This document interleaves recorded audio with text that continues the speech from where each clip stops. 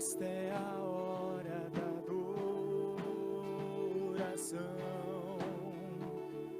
Vem dar a Ele teu coração. Vem assim como estás para adorar. Vem assim como estás diante do Pai.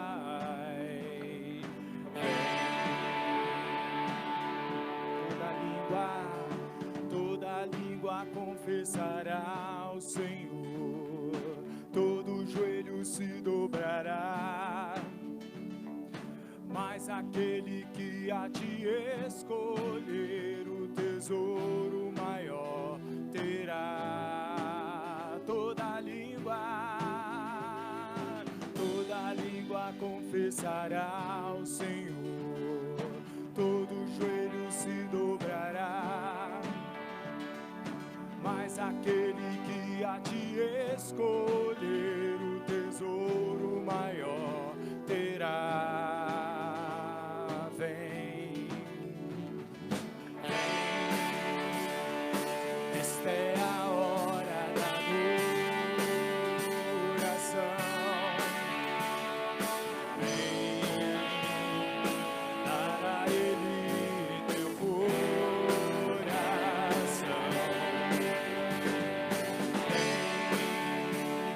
Assim como estás para adorar. Assim como estás diante do Pai. Vamos declarar toda língua confessará ao Senhor, todo joelho se dobrará.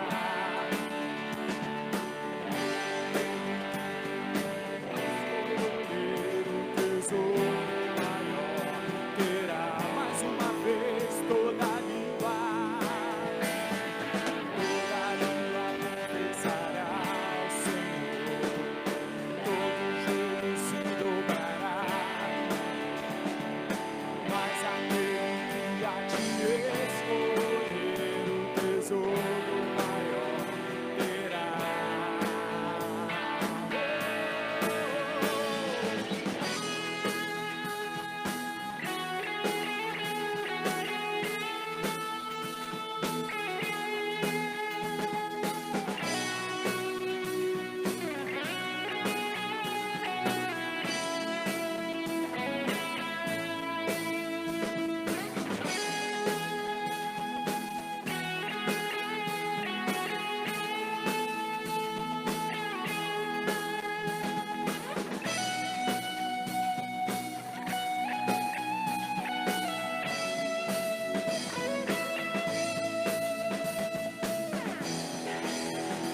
Toda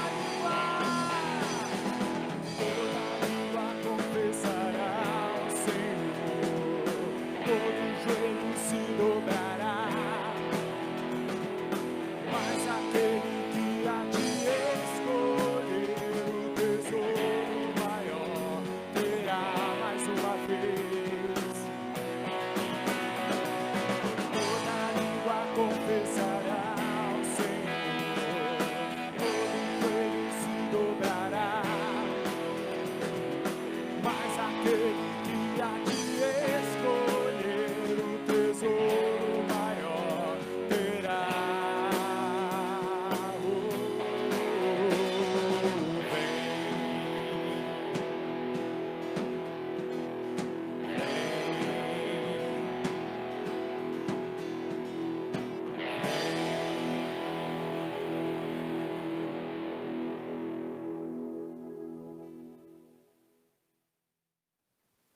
Olá, chegamos ao último domingo do ano. Talvez não da forma que nós gostaríamos, mas é fato que Deus tem nos ajudado até aqui. Nós tivemos aí na última semana o musical de Natal, espero que você tenha visto, acompanhado. Caso ainda não, corre lá no nosso canal do YouTube, dá uma olhada. que foi um tempo muito interessante, foi um musical bem interessante que falou não só sobre o nascimento de Jesus, mas sobre toda a sua vida, a sua morte, a sua ressurreição, enfim, toda a obra que ele fez em favor de nós que somos o seu povo. Um aviso que eu queria te dar é o seguinte: nós definimos que até o próximo dia 31 de dezembro as nossas atividades presenciais estariam suspensas. Tivemos essa semana uma pequena mudança nos números do que nós entendemos aqui em Macaé como Covidímetro, que são informações oficiais da Prefeitura Municipal. A partir disso, nós ainda não definimos quando será a nossa volta e se será por agora. O que eu te peço é que fique atento às nossas redes.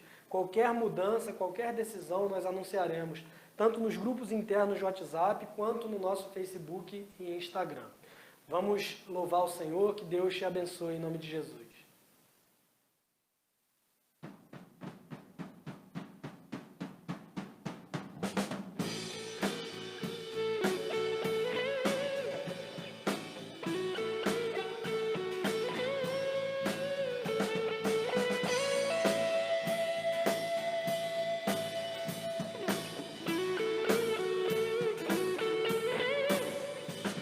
Aquele que sonda o meu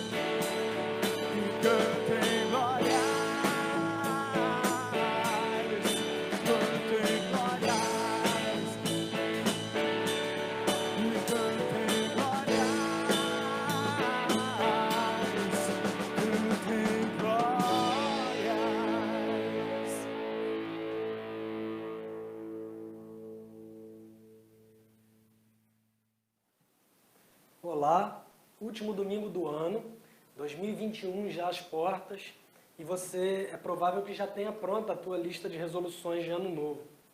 É muito provável, inclusive, que tudo que você tinha prometido fazer no ano de 2020, você tenha simplesmente repetido nessa lista para fazer em 2021. Porque 2020, para muitos, em certo sentido, foi um ano meio que perdido. Ou, não sei se é o teu caso, mas para alguns, dependendo das metas que você estabeleceu para o próximo ano, elas são as mesmas metas desde 2010.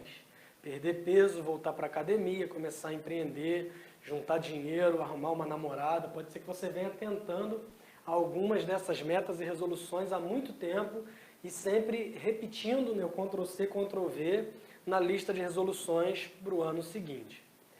Toda vez que um ano novo se aproxima, e especialmente nessa época que nós estamos entre o Natal e o Ano Novo, quando encontramos alguém que não vemos há algum tempo, ou diante até mesmo de desconhecidos, alguém que nos dá o troco numa padaria, por exemplo, nós usamos uma seguinte expressão: tenha um feliz ano novo.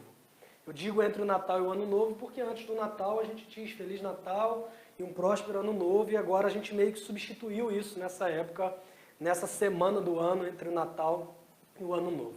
E aí a gente entra numa velha discussão filosófica, se é possível a mudança do ano nos trazer felicidade.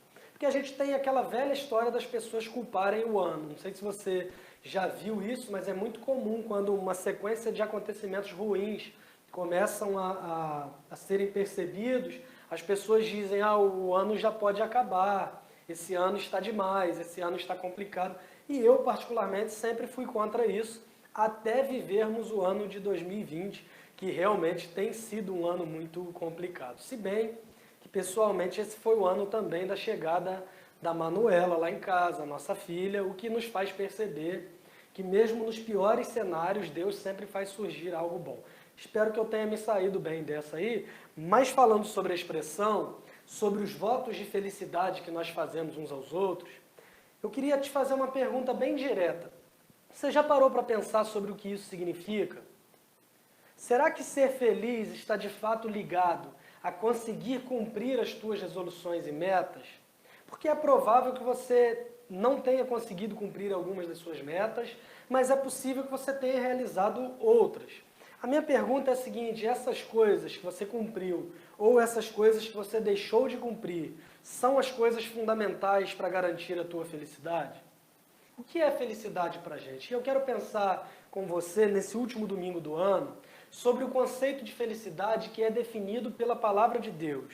O que é que a Bíblia nos diz sobre felicidade? Porque antes que comece o ano, antes que você fique desejando para todo mundo feliz ano novo, é importante você refletir o que significa essa felicidade segundo Deus. E por conta disso, eu convido você a abrir a sua Bíblia comigo no Salmo 1. É uma espécie de introdução ao livro dos Salmos, que é um livro... Desculpa, é alergia, não é corona, fique tranquilo. Mas o livro dos Salmos, o primeiro salmo é uma introdução a esse livro. E no primeiro salmo, o salmista, o autor, vai dizer o seguinte: como é feliz aquele que não segue o conselho dos ímpios, não imita a conduta dos pecadores, nem se assenta na roda dos zombadores. Ao contrário, sua satisfação está na lei do Senhor, e nessa lei medita dia e noite. Ele é como árvore plantada à beira de águas correntes, dá fruto no tempo certo, e suas folhas não murcham. Tudo o que ele faz prospera. Não é o caso dos ímpios, que são como a palha que o vento leva. Por isso, os ímpios não resistirão no julgamento, nem os pecadores na comunidade dos justos. Pois o Senhor aprova o caminho dos justos, mas o caminho dos ímpios leva à destruição. O que o salmista faz aqui é começar a definir o conceito de felicidade, e ele começa apontando, especialmente no primeiro verso, o que uma pessoa que é feliz, ela não faz. O que uma pessoa feliz não costuma fazer. E ele começa dizendo: feliz é aquele que não segue o conselho dos ímpios, que não imita a conduta dos pecadores e que não se assenta na roda dos zombadores, ou pode ser que na tua versão traga escarnecedores. No primeiro e no segundo verso, o que ele faz é contraste sobre o que o justo não faz e o que o justo faz. Porque no verso seguinte ele vai dizer, ao contrário, a sua satisfação está na lei do Senhor e nessa lei medita de dia e de noite. Na verdade, ele nos aponta de cara no começo desse salmo duas formas de viver que acabam nos influenciando. Ou você é influenciado por um tipo de postura, ou você é influenciado por outro tipo de postura. E a primeira coisa que percebemos, ainda olhando para esse verso primeiro, é uma sequência lógica que é apontada aqui. Ele está falando sobre alguém que segue o conselho dos ímpios. Na sua versão pode ser que diga, não se detém no caminho dos pecadores e não se assenta na roda dos zombadores. Alguém que está andando, de repente essa pessoa para, se detém, imita a conduta e de repente essa pessoa se assenta. Há uma sequência lógica nos indicando que é um perigo muito grande que a gente corre e um cuidado muito grande que a gente tem que tomar. Porque não é de uma hora para outra que você vive uma vida como um justo e torna a viver uma vida como um injusto de repente. É uma sequência de acontecimentos que, se a gente não cuidar, pode ser que a gente acabe sendo guiado para esse tipo de direção. É importante refletir ainda que ninguém anda, se detém ou assenta obrigado. A pessoa faz porque quer. A pessoa faz porque ela observa tanto a conduta dos ímpios, o caminho dos pecadores, a roda dos zombadores, que passa a ser atraída por esse tipo de postura. Você começa apenas olhando para as coisas que o mundo produz.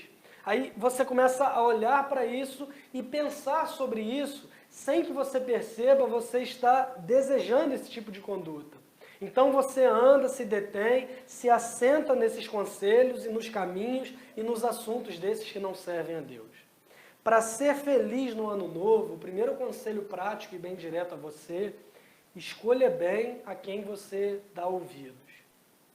Se assentar na roda dos escarnecedores, se deter no caminho dos pecadores, começa nessa sequência com alguém que está seguindo o conselho daqueles que não temem a Deus.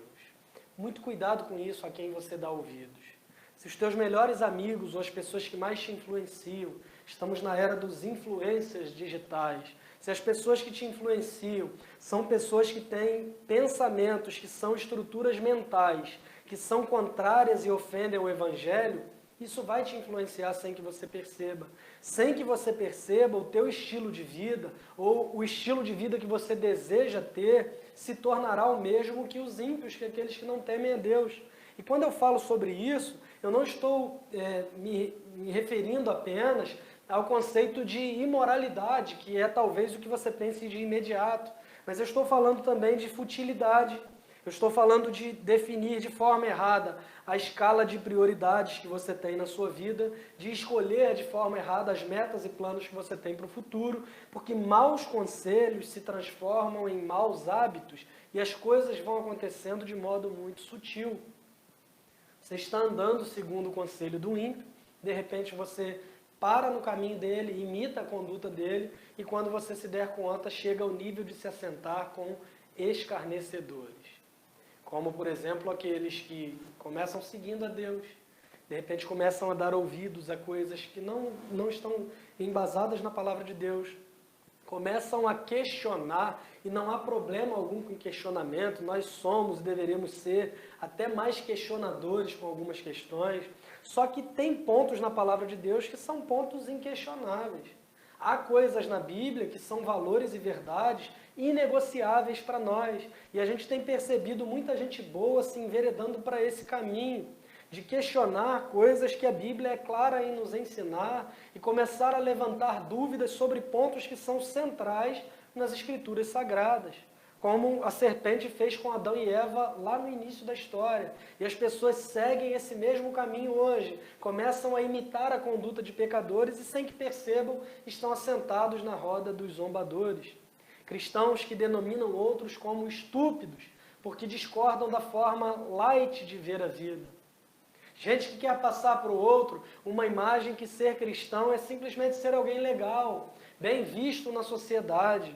Usam a imagem de um Jesus legal, de um Jesus que veio simplesmente lutar contra o poder, de um Jesus bem visto na sociedade, um Jesus boa praça, se esquecendo que esse mesmo Jesus era quem chamava as pessoas ao arrependimento. Usam alguns exemplos bíblicos, defendendo, por exemplo, o Jesus que abraçou a mulher adúltera diante do seu pecado, mas se esquecem de que ele disse para ela, vai e não peques mais. Defendem um Jesus que é a ação da graça de Deus, mas se esquecem que esse mesmo Jesus anuncia a mensagem de julgamento e de arrependimento de pecados. Se assentar na roda dos escarnecedores é fazer o que muitos têm feito, apenas criticando a igreja, porque se acham bons demais para fazer parte dela.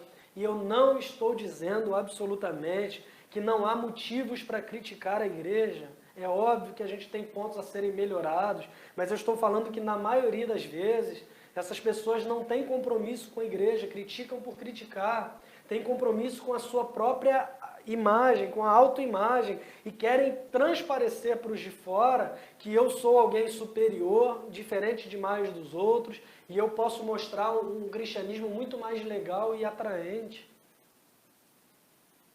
Sendo que o próprio Jesus não se preocupou com a sua imagem, com o que o outro ia pensar do que ele dissesse, mas ele tinha compromisso simplesmente com a palavra de Deus.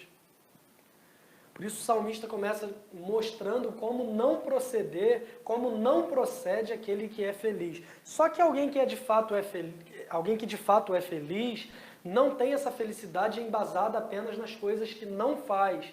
Tanto que no verso 2 ele segue fazendo um contraste. Ele vai dizer ao contrário, a sua satisfação está na lei do Senhor e nessa lei medita dia e noite. Lei, nesse caso, é uma forma dele se referir à própria palavra de Deus. O John Piper, que é um grande escritor e teólogo, ele vai dizer que o ponto aqui é que não se refere a um contraste entre retidão e impiedade, mas se refere a ser influenciado por um lado ou por outro. E é interessante notar que o salmista ele não fala sobre obediência no sentido de obrigação. Você é obrigado a obedecer, mas ele fala que esse que é justo, esse que é feliz, ele encontra prazer na lei do Senhor. Ele tem satisfação em meditar na palavra de Deus. O ponto é, a única esperança contra os prazeres do mundo é ter prazer em Deus. Ou você sente prazer nas coisas que o mundo te oferece, a partir do momento que você segue o conselho dos ímpios, imita a conduta dos pecadores, se assenta na roda dos zombadores, ou o outro caminho é encontrar prazer na palavra do Senhor. Da mesma forma que nós somos atraídos para o caminho, para o conselho dos ímpios, por meio de darmos muito valor, muita atenção, muito tempo a eles, somente nos dedicando à palavra de Deus seremos moldados para que passemos a ter prazer na instrução do Senhor. O problema é que formatamos a nossa mente como se orar e ler a Bíblia fossem simplesmente uma obrigação para nós. Como se fosse uma espécie de peso que nós temos que abraçar, fazer isso para depois encontrarmos algum prazer nas coisas que nós gostamos de fazer. Igual uma criança que quer a sobremesa antes da refeição principal e ela cresce achando que a comida é ruim, mas ela é necessária para você conquistar o direito a ter algum prazer. Às vezes usamos isso, pensando que orar e ler a Bíblia é um esforço, um sacrifício que nós fazemos para conquistar o direito de sermos abençoados por Deus. Para de se portar como uma criança querendo a sobremesa. Passe a procurar o prazer e a satisfação que há em ter um relacionamento íntimo com Deus. Pode ser que você tenha tentado ser feliz e venha tentando há muito tempo e nunca consegue descobrir o real sentido da felicidade e o que traz essa alegria que é duradoura para a sua vida, que não depende de uma mudança de ano, que não depende de circunstâncias. Pode ser que o grande problema seja esse. Você trata o que é principal como sendo uma forma de alcançar o prazer, ao invés de buscar ter prazer e satisfação em meditar na palavra de Deus dia e noite. A partir do momento que você passar a meditar dia e noite na palavra de Deus, você vai passar a sentir prazer na lei de Deus. O justo ele não é conhecido apenas por aquilo que ele não faz. O homem que é feliz não é reconhecido por aquilo que ele não pratica, mas ele é reconhecido da seguinte forma: aonde está o seu prazer? E essa é a pergunta que eu te faço. Qual é a tua fonte primária de prazer? Onde você vai quando você precisa estar satisfeito? Em Deus ou em qualquer outra coisa? Priorize no ano de 2021 ter prazer em Deus. Faça a leitura da Bíblia que você sempre planejou e todo ano para no livro de Números. Faça um bom devocional. Se dedique à leitura de bons livros.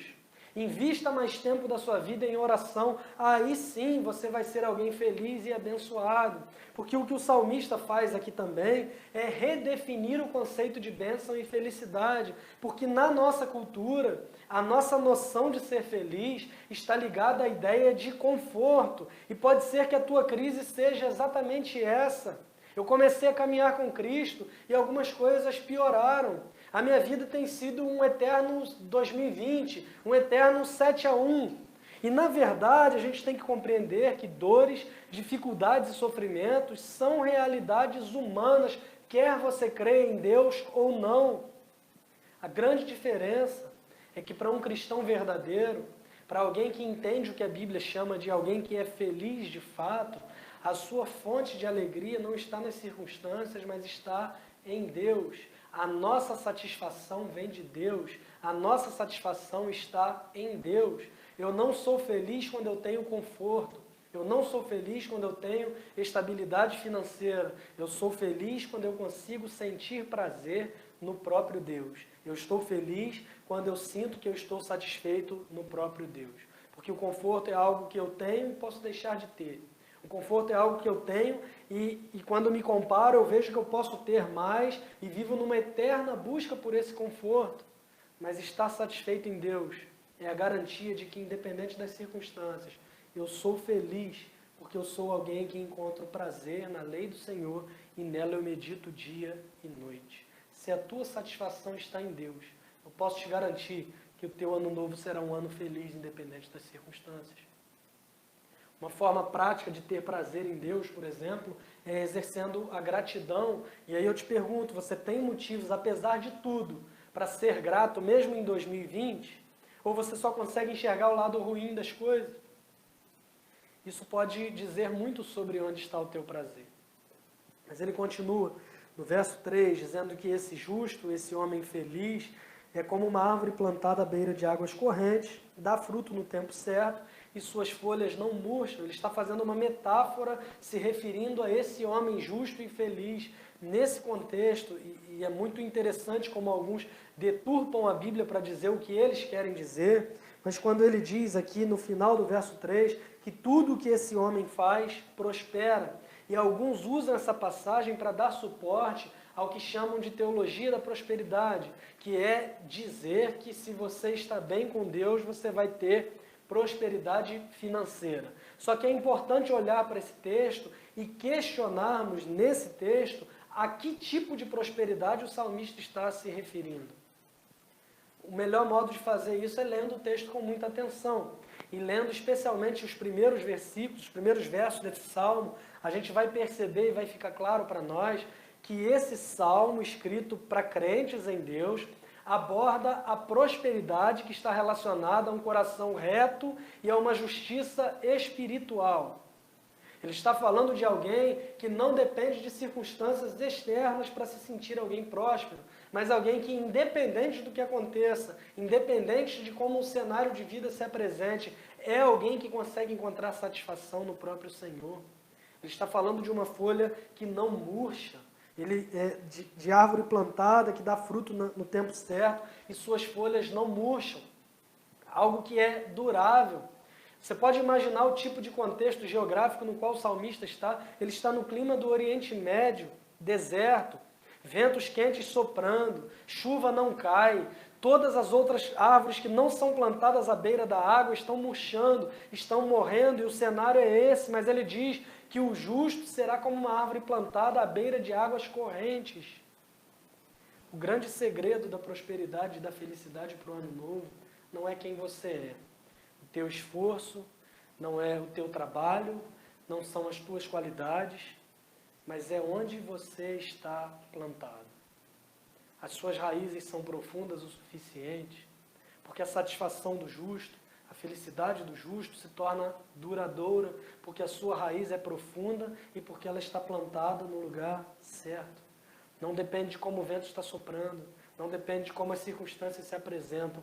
Tudo o que ele faz prosperará. Nós temos um pouco de medo dessa palavra por conta do que algumas igrejas fizeram com ela. Mas a Bíblia é muito clara quando ela diz que tudo que o justo fizer vai prosperar como consequência dele ter o seu prazer na lei do Senhor. Porque a definição de prosperidade não é medida por bens materiais ou riquezas, mas é medida na satisfação que essa pessoa tem em Deus.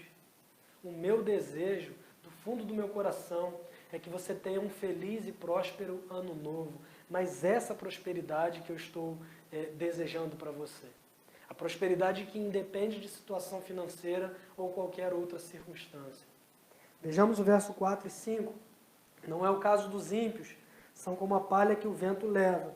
Por isso os ímpios não resistirão no julgamento, nem os pecadores na comunidade dos justos.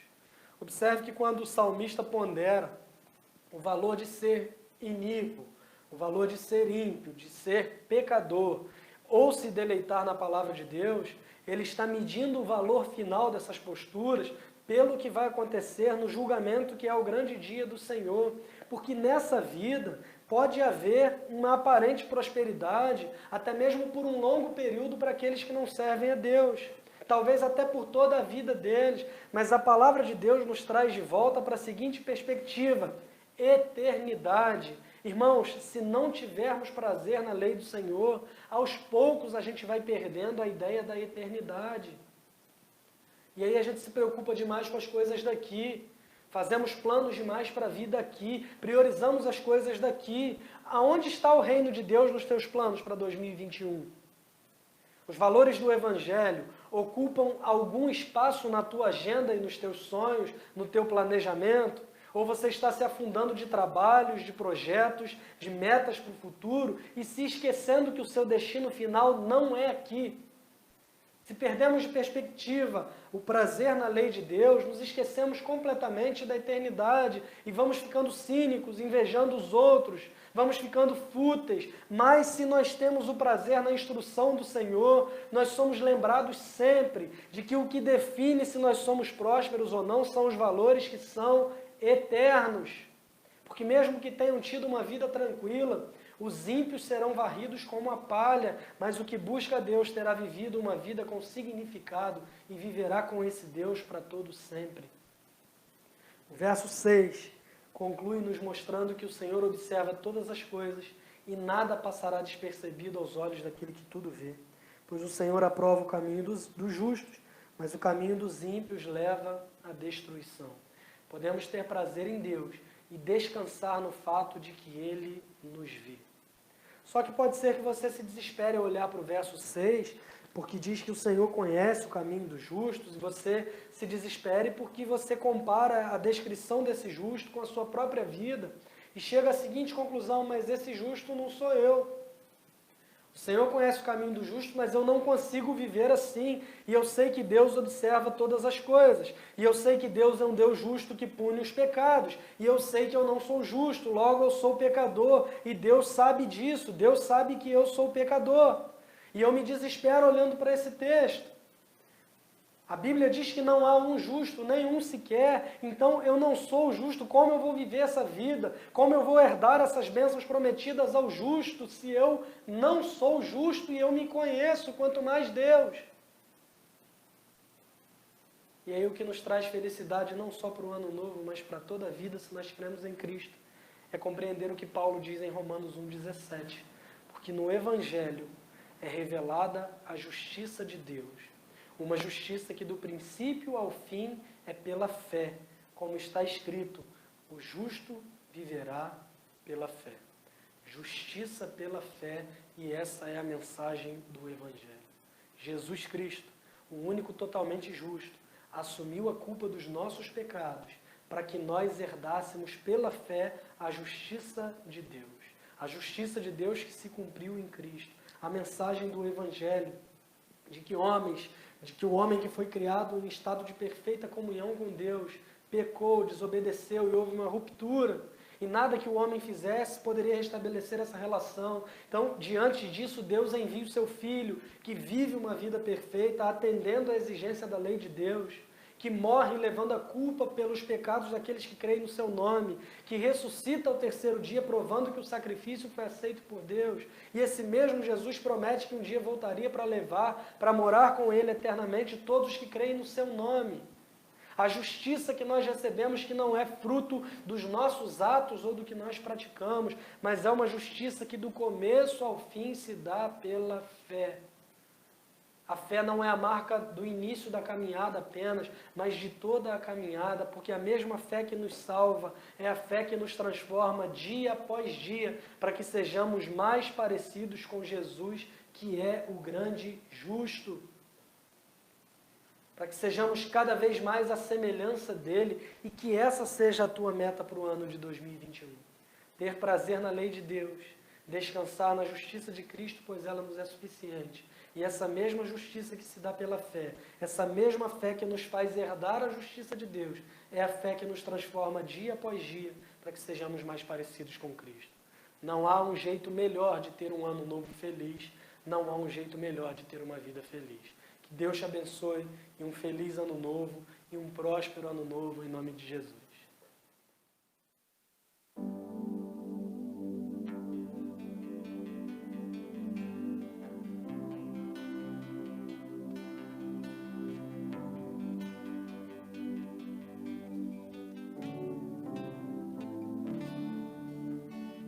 Que sejas meu universo.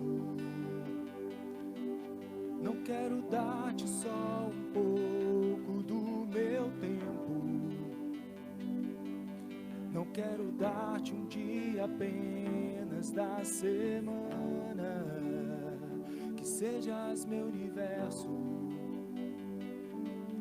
Não quero dar-te as palavras como gotas. Quero que saia um dilúvio de bênçãos da minha boca.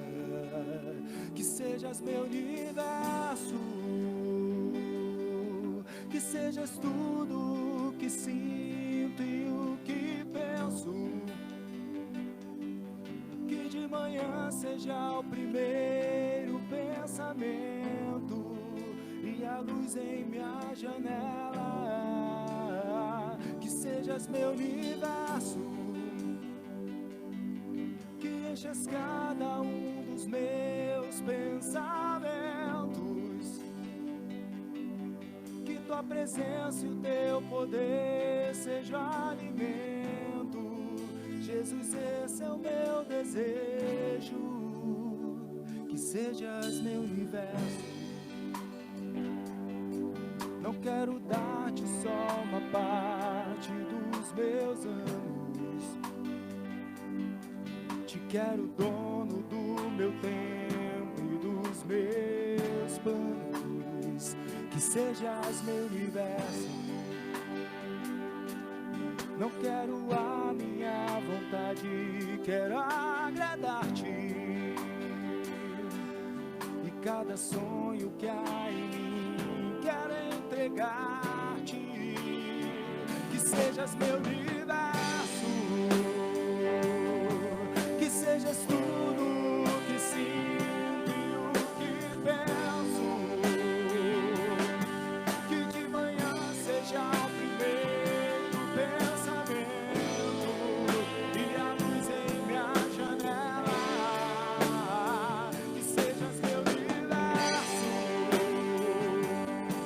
Que enches cada um dos meus pensamentos.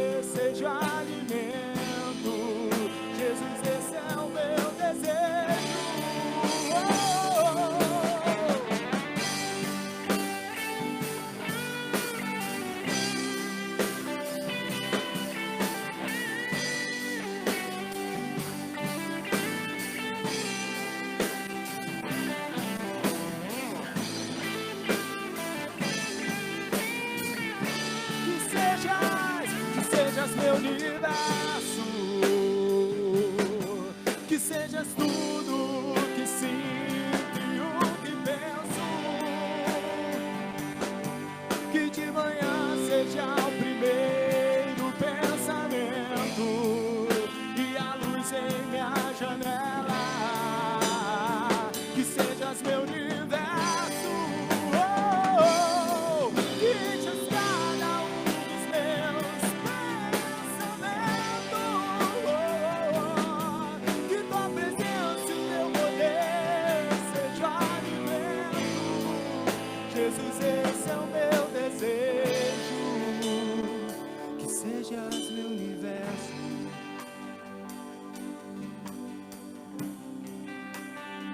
que sejas meu universo.